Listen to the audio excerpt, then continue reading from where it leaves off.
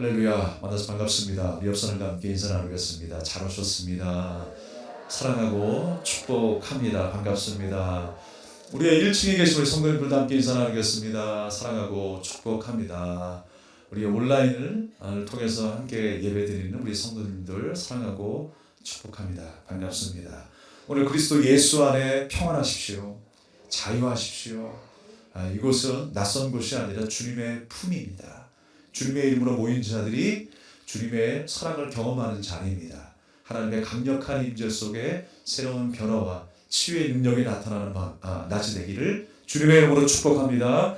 새로운 삶을 위한 세 가지 결단이라는 제목으로 함께 은혜를 나누고자 합니다.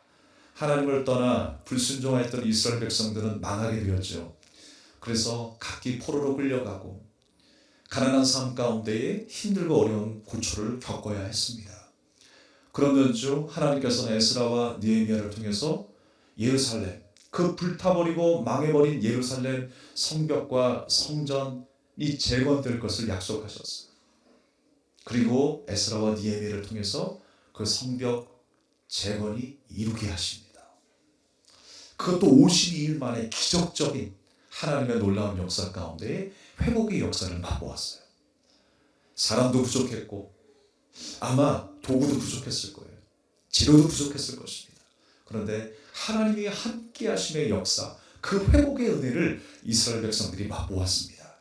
그 이후에 수문학 광장 앞에 많은 백성들이 함께 모여 하나님 앞에 회개하고 이제 우리가 이렇게 살면 안 되겠구나.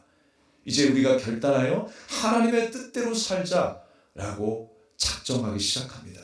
바로 오늘 그 본문의 말씀이 그 결단이었어요. 하나님 앞에 이렇게 살자라고 하면서 새로운 삶을 추구하며 결단하기 시작했습니다. 오늘 우리가 그 세 가지 결단을 함께 나누려고 합니다. 가만히 살펴보면요, 거창한 것 같지만 사실 우리 일상의 작은 부분에서 시작되는 변화였어요. 마라톤 선수가 42.195km를 뛰지만요, 그 가운데에 여러 가지 변수가 참 많다고 합니다. 작은 부분에서요 도중 하차하는 경우가 참 많대요. 심지어 운동화에 모래 한 알만 들어가도 마라토너가 중간에 하차하는 경우가 생긴대요. 예전에 어떤 올림픽이었는데요, 항상 올림픽 마지막 날에 경기를 하잖아요. 한참 이제 선두에 그 1등을 하고 있는 그 선수가 선두를 지키면서 마지막 골인 지점을 앞두고 있었는데 갑자기 어떤 한 사람이 난입을 한 거예요. 경기장에. 그 도로에 난입을 해가지고 그 1등하는 선수를 막 붙잡고 놓지 않았어요. 그런데 어떤 일이 벌어진 줄 아세요? 그 1등했던 선수가 페이스를 잃어버린 거예요. 밸런스가 깨져가지고 땅바닥에 엎어지는 그 순간에 주저앉고 한참을 일어나지 못했어요. 아니 그냥 일어나가지고 가던 길 가면 되지 않겠느냐라고 생각했는데 그게 아니더라고요. 작은 부분에서 무너지더라고요. 우리 신앙생활도 그래요. 작은 부분에서 흔들릴 때가 있어요. 가정의 문제 때문에, 관계의 문제, 또 부부의 단절, 자식의 문제, 또 정말 우리가 유치하고 이건 문제가 아니야 라고 생각했던 것도 갑작스럽게 그 문제 앞에 무너질 때가 있습니다. 사랑하는 여러분, 그러나 우리는 그 문제의 작은 변화에서부터 새롭게 시작될 수 있음을 기억해야 합니다.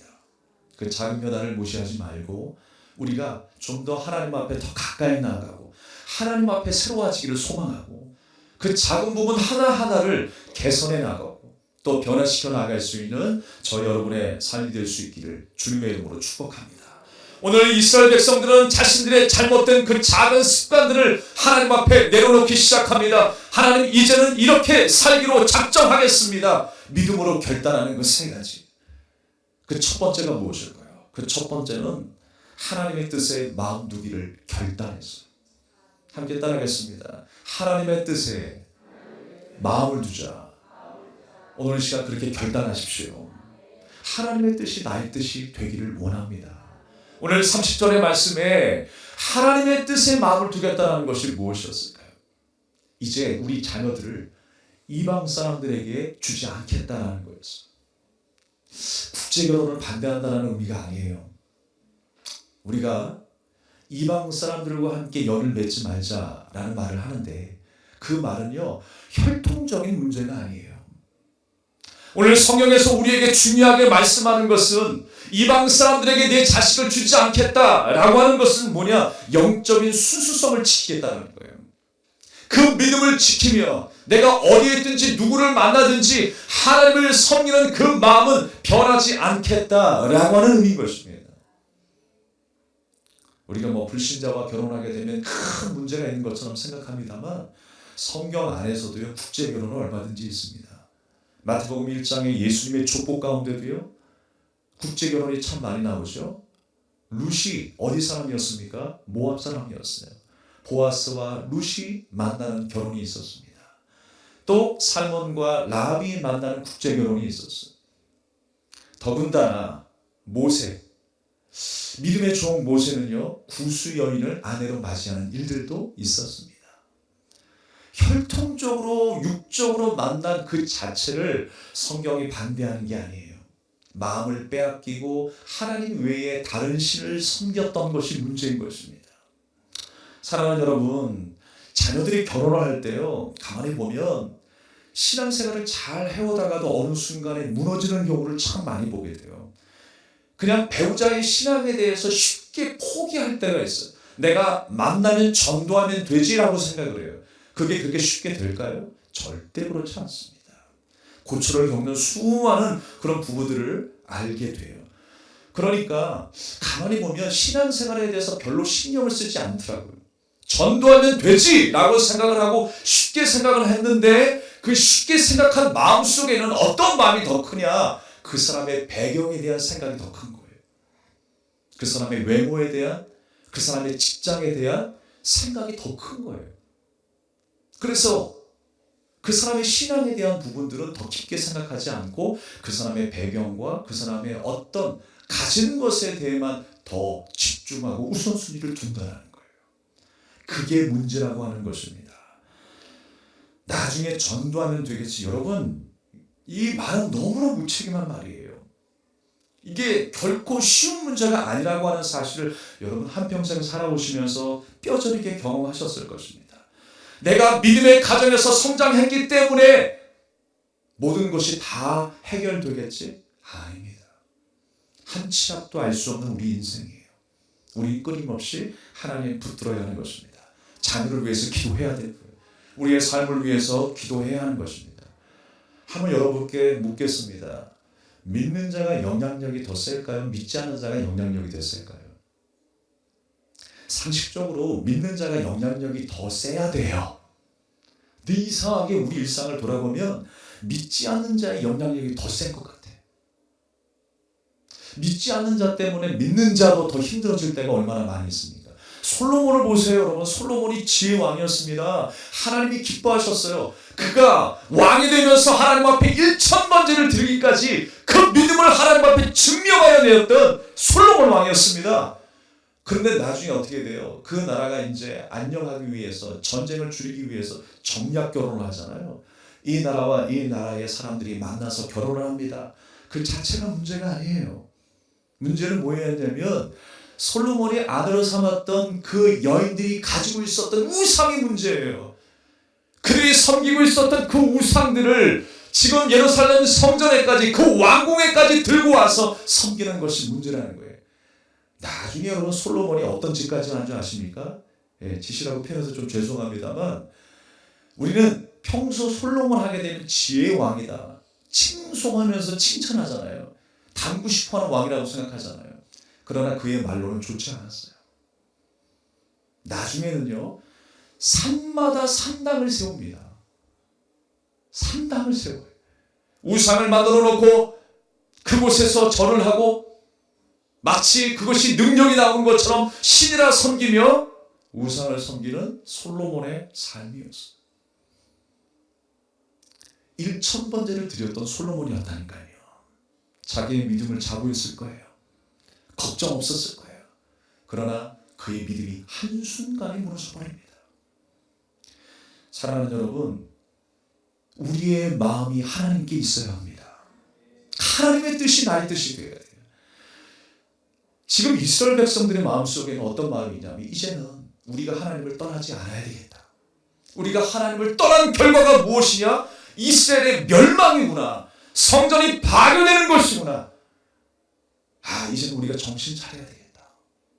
우리의 마음을 하나님께 두어야 하는구나 라고 하는 사실을 깨닫고 결단한 것입니다. 바로 이 결단이 우리에게도 있기를 간절히 소망합니다.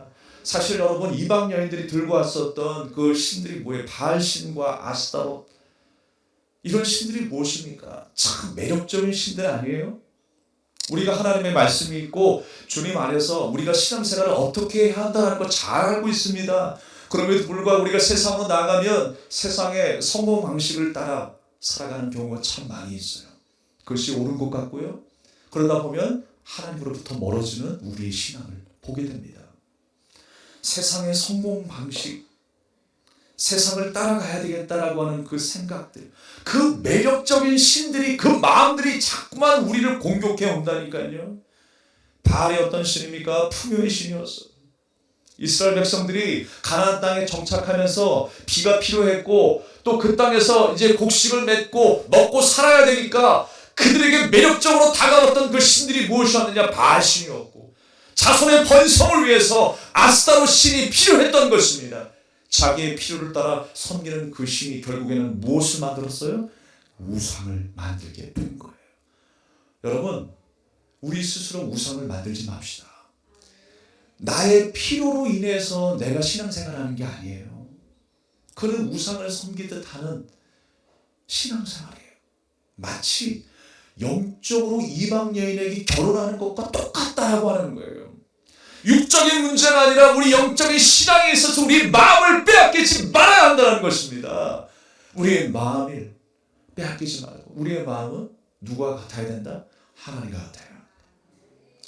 성경에 자주 표현하지만 하나님은 우리의 아버지라고 표현합니다. 아버지와 자녀로 표현합니다. 그리고 거룩한 신랑과 거룩한 신부로 표현이 돼요.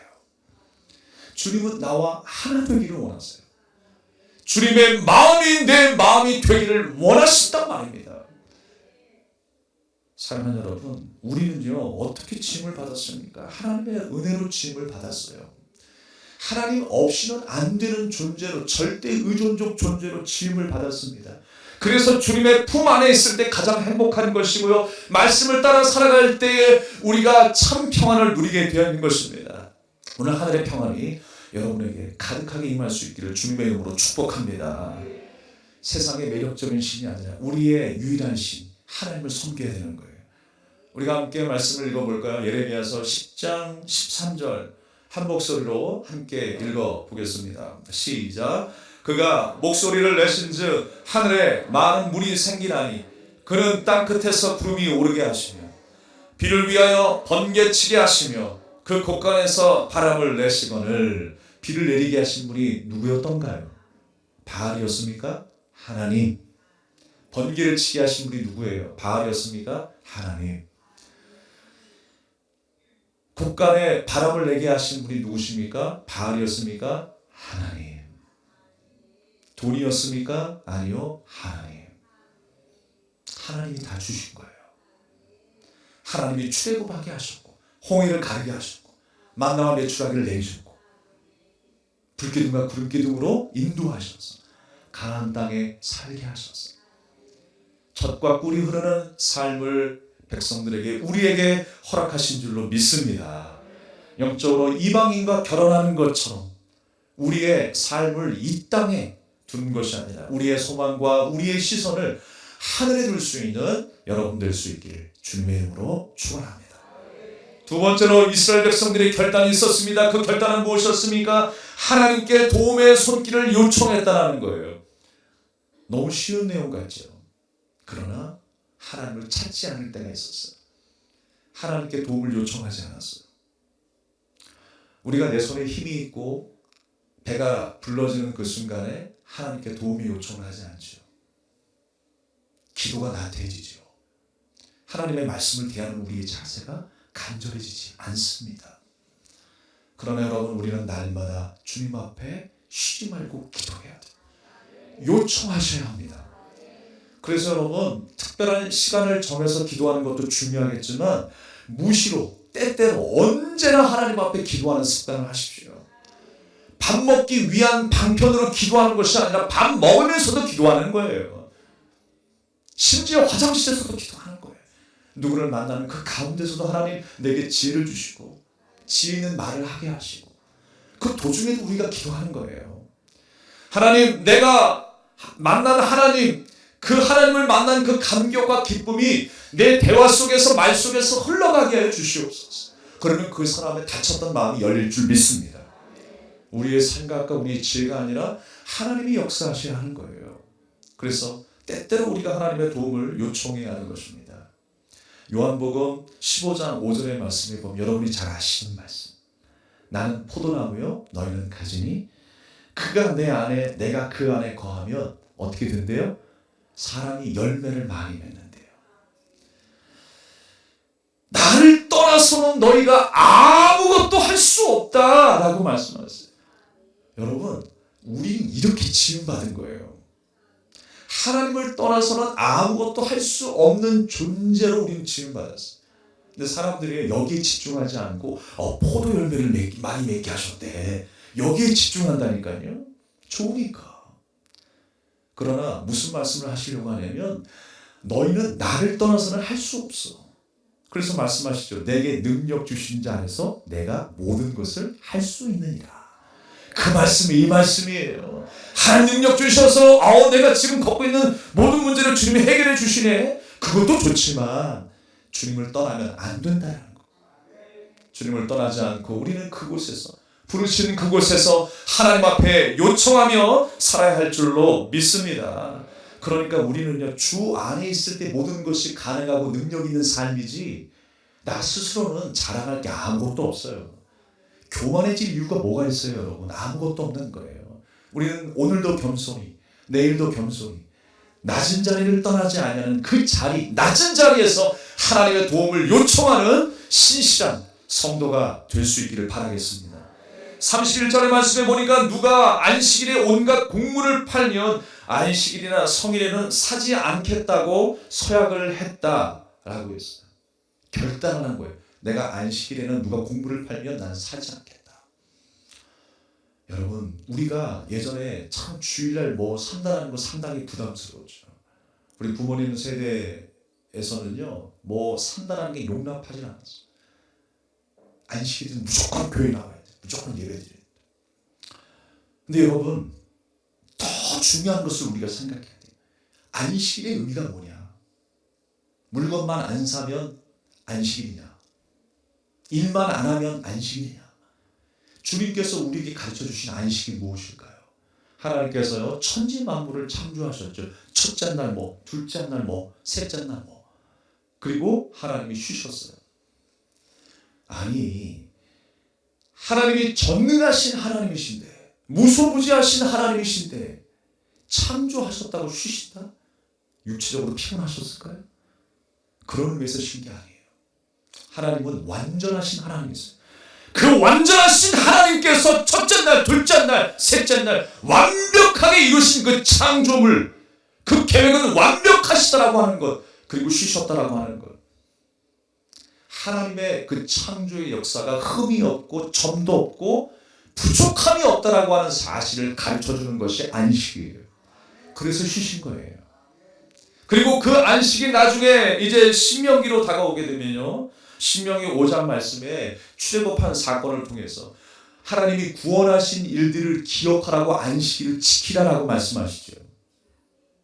어떻게 구원하셨습니까? 하나님께서 완전하신 하나님이셨음을 보이셨어요. 열재앙 이야기를 통해서, 홍해 사건을 통해서, 만나와 메추라기를 통해서 하나님은 완전하신 하나님이십니다 라고 하는 것을 이스라엘 백성들에게 확인시켜 주신 거예요. 그래서 우리가 의지할 대상이 누구냐? 하나님이시라는 거. 그날을 기억하는 것이 바로 안식일입니다. 가나안을 우리가 안식의 땅이라고 이야기합니다. 사실 여러분, 애굽 땅은요, 기름진 땅이었어요. 자기가 이룬 대로, 자기가 노력한 대로 벌고 먹고 살아가는 동네가 애굽 땅이에요. 그 땅은 나일강이 있었어요. 풍족하고 비옥한 땅이었습니다. 그러나 광야를 지나서 가나안 땅은 무엇입니까? 하나님의 은혜 없이는 살아갈 수 없는 땅, 척박한 땅. 주님이 비를 내리셔야 하고 말씀을 내리셔서 움직이셔야 하는 그 땅이 바로 가나안 땅이었습니다. 그래서 그 땅에서 안식일을 지키며 살아가기를 원하셨어요. 그렇지, 하나님의 은혜를 공급하여 우리는 살 수 있어. 주님이 역사하셔야 우리는 해결할 수 있어. 주님이 도우셔야 우리는 살아갈 수가 있는 거야, 행복할 수가 있는 거야 라고 고백하며 살아가는 그 안식의 땅이 바로 가나안이었단 말입니다. 시편 127편의 말씀에 보면 여호와께서 집을 세우지 아니하시면 세우는 자의 수고가 헛되다 그랬어요. 우리가 노력하는 거 좋죠. 열심을 다하고 최선을 다하여 살아가는 인생 좋습니다. 그러나 하나님이 함께 하셔야 하는 거예요. 세우는 자의 수고가 헛되지 않도록 하나님이 함께 하셔야 하는 거예요. 또한 우리가 나 스스로를 지킬 수 있습니까? 파수꾼의 경성함이 허사가 될 수가 있어요. 우리가 아무리 외치고 떠든들, 내가 지키겠다고 보를 한들 하나님이 함께 하셔야 안전한 것입니다. 우리가 그 주님의 뜻 안에서 안전하게 거하며 자유함을 누릴 수 있기를 주님의 이름으로 축복합니다. 예레미야 25장 21절을 우리가 함께 다시 한번 좀 읽어보겠습니다. 예레미야 25장 21절 시작. 내가 명령하여 6째 해에 내 복을 너희에게 주어 그 소출이 3년 동안 쓰기에 족하게 하리라. 백성들이 심지도 못하고 거두지 못하는 이 상황 속에서 일을 안 한다니 황당했을 거예요. 우리도 그럴지 모르겠습니다. 그러나 하나님께서 뭐라고 말씀하세요? 3년을 먹게 살게 하겠다는 거. 성경에서 이 3이라고 하는 의미는요, 완전하다는 의미예요. 하나님께서 도우시겠다는 거예요. 그렇다고 우리가 일하지 말라는 게 아니에요.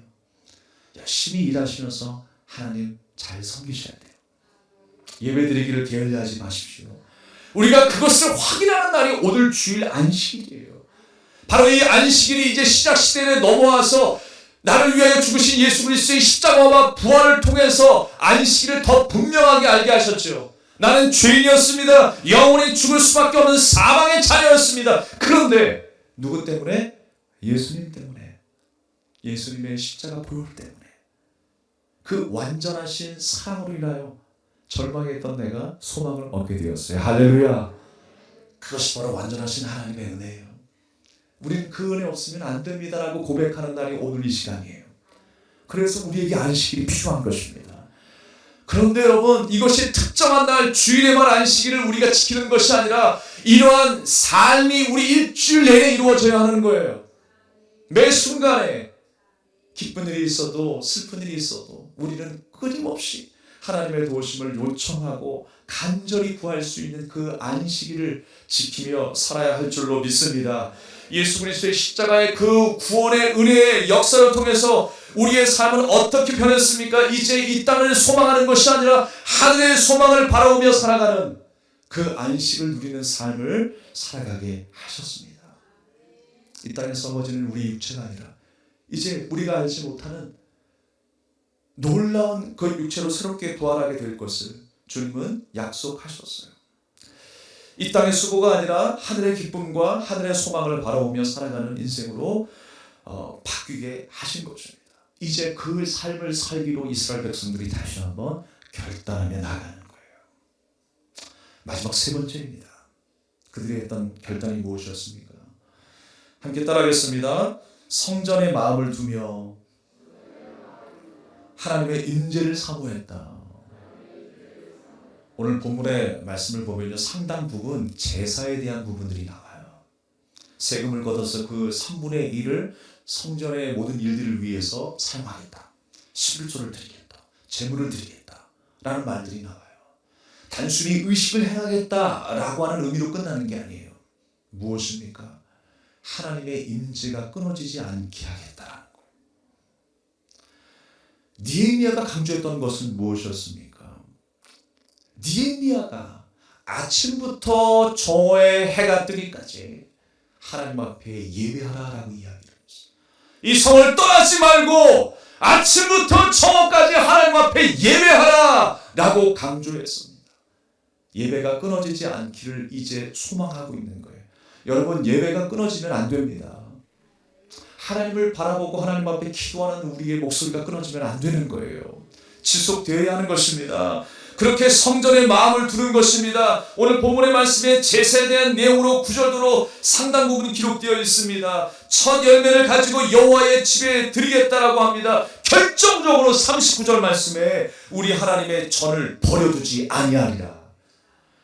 사람들이요, 우상을 쫓아나갈 때에 하나님의 전을 뒷전으로 했어요. 매력적인 신을 따라갔습니다. 돈을 바라봤어요. 사람을 바라봤어요.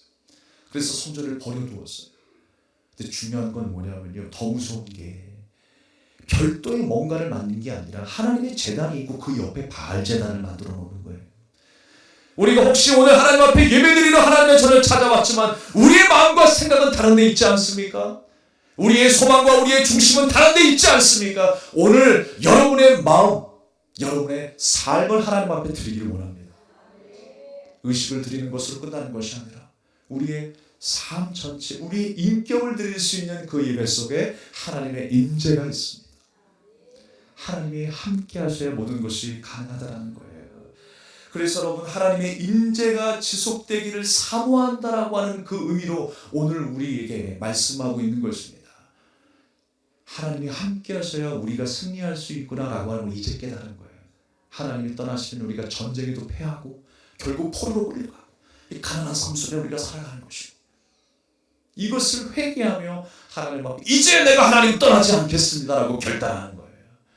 하나님이 함께 하셔야 내 인생이 성공입니다 라고 지금 믿고 하나님만 의지하겠습니다. 그 임재를 사모하며 예배를 드리기 시작한 것입니다. 사랑하는 여러분, 이스라엘 백성들이 망한 이유가 뭐였어요? 하나님 떠난 거였어요. 하나님 떠났기 때문에 망했어요. 또 이런 일들이 반복되겠죠. 연약한 사람이라 하나님께로 돌아왔다. 또 떠났다. 하나님께로 돌아왔다. 그러나 하나님은 나를 향한 그 사랑을 절대 포기하지 않으실 거예요. 한 번이라도 그 여러분 횟수를 단축시키십시오. 아니, 오늘 내가 이 마음으로만 하나님을 섬기겠다라고 결단하십시오. 결단하지 못하는 게 문제예요. 나중에 이렇게 하면 되겠지라고 하는 것 가장 위험한 생각입니다. 이렇게 신앙생활하면 되겠지? 이렇게 나중에 기도하면 되겠지? 이렇게 말씀대로 순종하면 되겠지? 가장 위험한 말이에요. 오늘 이 순간에 결단하시기 바랍니다. 나는 하나님의 자녀입니다. 하나님의 말씀에 순종하며 주님을 떠나서는 살 수 없는 포도나무 가지입니다. 주님께 붙어 있어 날마다 열매 맺는 포도나무 가지가 되기를 주님의 이름으로 축복합니다. 그래서 우리는요, 참 분주한 시간들을 보내고 있어요. 분주한 시간 속에서 시간의 압박과 제약 속에서 살아가고 있습니다. 그러나 그 시간마저도 하나님 앞에 맡기셔야 돼요. 시간의 주관자가 누구이십니까? 나예요? 하나님이세요. 우리의 시간은 제한적이지만요, 하나님의 시간은 카이로스, 영원의 시간이에요. 영원 전부터 영원까지 지배하시고 다스리신 분이 우리 하나님이세요. 나의 형편과 처지를 나보다 더 알고도 더 잘하시는 분이 하나님이세요. 하나님께 지혜를 구하셔야 합니다. 우리의 갈 길을 하나님께서 예비하셨으니 그 길을 걷는 방법도 하나님께 물으셔야 하고, 주님을 떠나지 아니하고 주님과 연합하면서 그 길을 함께 동행할 수 있는 여러분 될 수 있길 바랍니다. 그래서 하나님의 임재 그러는 거예요. 하나님 만나는 시간을 늘리셔야 돼요. 지금 이스라엘 백성들이 그렇게 하고 있는 거예요. 이제 자꾸만 예배 얘기, 제사 얘기하는 이유는 하나님과의 그 임재의 시간을 늘리는 거예요. 여러분, 어디에 있든지 예배자로 사시기 바랍니다. 여러분, 직장에서도 마음속으로도 예배하고 기도하는 그 시간들이 끊어지지 않기를 주님의 이름으로 축원합니다. 말씀을 정리하겠습니다. 1990년 컴백이라고 하는 책을 쓰고 세상에 다시 나타난 한 사람이 있습니다. 그는 샌프란시스코 자이언츠 그 선수단의 그 야구단의 좌완투수였던, 총망받는 좌완투수였던 데이브 드레베키라고 하는 사람이었습니다. 그 사람은 많은 사람들에게 총망받은 좌완투수였어요. 그런데 어느 날 팔에 종기가 생기기 시작합니다. 종양이 생기기 시작하면서 수술을 했어요. 그런데 생각보다 그 종양이 깊이 자리 잡고 있었습니다. 수술을 하고 난 뒤에 그의 팔 근육이 50% 이상의 손실이 되었어요. 아니, 운동선수인데 50%를 더 증강해도 문제일 텐데, 여러 가지 문제가 많을 텐데 50%의 근육이 손실되었다고 하니까 얼마나 근심이 많았겠습니까? 사람들이 말합니다. 이제 투수로서 생명은 끝난다. 하지만 그 이후에 드레베키는요, 하나님 앞에 기도하기 시작했어요. 주님, 저 계속 공을 던지고 싶습니다. 계속 던질 수 있도록 회복시켜 주시옵소서. 주님 앞에 간절히 기도하기 시작했어요. 그리고 열심히 재활 훈련을 했습니다. 그리고 그 다음 해에 드디어 선발 투수로 경기를 하게 되었어요. 그리고 그 경기에서 승리 투수가 됩니다. 얼마나 감격스러웠을까요? 하늘 안에 나와서 자기가 아팠다가 이제 회복하고 재활해서 승리하였으니까 얼마나 그 마음속에 감격이 찾아왔겠습니까? 그리고 다음 경기에서도 출발이 아주 좋았습니다. 아니, 그 이전 경기보다 더 빠른 공을 던질 수가 있었어요. 그런데 볼을 던지다가 그만 팔뼈가 탈골이 되었어요. 어깨까지 문제가 발생했습니다. 경기장에 쓰러진 그는 결국 들것에 실려서 병원으로 이동을 하게 되었고, 수술을 받는데 청천벽력 같은 소리를 들었어요. 그 안에 어떤 문제가 있었는지 팔을 절단해야 한다는 것이었어요. 잠시 후면 조금 치료받으면 나을 줄 알았는데 다시 암이 재발해서 수술 이후에 왼쪽 어깨부터 팔 전체를 잃게 되었다라고 하는 거예요. 그 이후에 드레베키는 다시 공을 던질 수가 없었습니다. 그렇지만 삶을 포기하지는 않았어요. 하나님이 주신 은혜가 너무나 강렬했기 때문에 그래요. 우리가 받은 은혜가 강렬하면요, 그 이후에 다가올 고통이 고통으로 여겨지지 않죠. 우리가 병원에서 간호사가 주사를 놔줄 때 팔이든지 엉덩이를 세차게 내려치잖아요. 전 주사 맞는 게 좀 싫은데 세차게 내려칩니다. 왜 칠까? 주사 바늘이 들어가는 거 모르게. 적용이 될 수 있을까 모르겠지만 하나님의 은혜가 강력히 우리에게 임하면요, 우리의 삶이 뭐 바뀐 게 없는데 기쁨이 임하기 시작합니다. 세상이 달라져 보이는 거예요. 다시 시작하게 되는 거예요. 다시 출발하게 되는 줄로 믿습니다. 오늘 이스라엘 백성들이 그렇게 새로워지기를 결단하고 있습니다. 하나님 앞에서 이제 새로운 출발을 합니다. 우리가 이렇게 결단하며 하나님의 말씀에 순종하며 살아가겠습니다 라고 결단하는 거죠. 하나님의 은혜가 얼마나 강력했는지 드레베키는 포기하지 않았습니다. 그리고 자신의 책에서 이렇게 고백을 하는 거예요. 아무도 인생이 멋진 것이라고 보장해 줄 수는 없습니다. 인간은 누구나 어려운 시간에 부딪히게 될 것입니다. 그 어려움을 해결하는 유일한 방법 하나가 있습니다. 그것은 어려운 상황 속에서 시선을 떼어 하나님을 바라보는 것입니다. 하나님을 바라보는 것입니다. 그 절망에 있는 그 사람의 고백이었습니다. 오늘 이 이스라엘 백성들이 고백했던 세 가지의 결단이 바로 나의 결단이 되기를 바랍니다. 니에미야처럼 예배를 드리고 기도하고 묵상하고 하늘나라를 맛보고 세상으로 나아가서 날마다 승리하는 저와 여러분이 되기를 주님의 이름으로 축원합니다. 우리 함께 찬양하겠습니다. 주님이 말씀하십니다. 일어나 함께 가자. 절망에서 일어나라. 고통에서 일어나라. 일어나 함께 가자 라고 주님이 말씀하십니다. 아멘.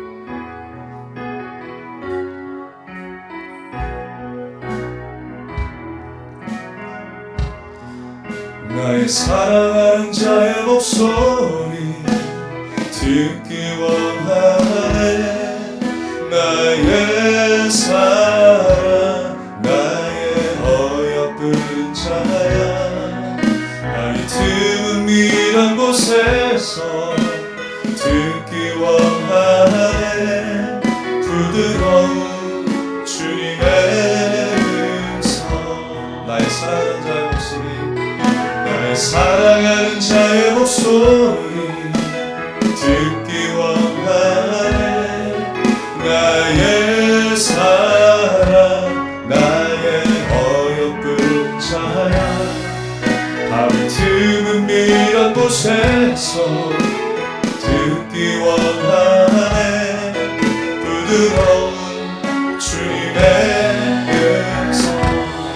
제자에게 말씀하십니다. 나의 사랑 나의 사랑 나의 어여쁜 자야 일어나 함께 가자. 나의 사랑 나의 사랑 나의 어여쁜 자야 일어나 함께 가. 다시 한번 나의 사랑하는 자의 목소리 나의 사랑하는 자의 목소리 듣기 원하네.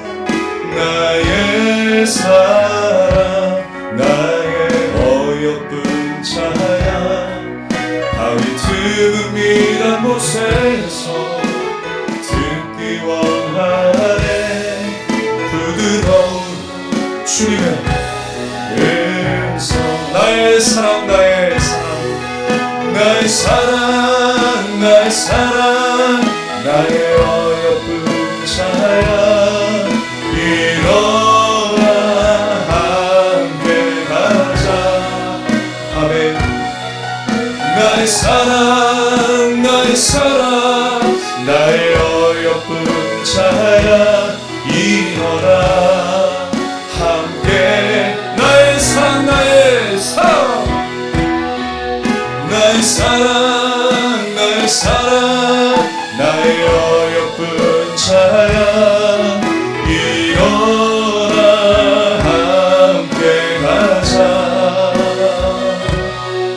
나의 사랑 나의 사랑 나의 어여쁜 자야 일어나 함께 가. 다시 한번 나의 사랑 나의 사랑 나의 사랑 나의 사랑 나의 어여쁜 자야 일어나 함께 가자. 나의 사랑 나의 사랑 나의 사랑 나의 어여쁜 자야 일어나 함께 가. 이 옆사람 손을 잡고 일어나 함께 가자. 일어나 함께 가자. 일어나 함께 가자. 일어나 함께 가자. 여러분 그 잡은 손 놓지 마시고요 그대로 함께 기도하기를 원합니다. 비록 지체의 손이지만 주님의 손이라고 생각해 보세요. 주님이 나의 손을 꼭 붙잡고 계세요. 나를 택하시고 한 번도 놓으신 적이 없었어요. 누구야? 일어나라. 이제 안진뱅이와 같은 인생 살지 말고 주 예수 그리스도의 이름으로 일어날지어다. 일어나라 함께 가자 라고 주님 말씀하십니다. 주님 손 놓지 않겠습니다. 우리 믿음으로 결단하며 기도하겠습니다.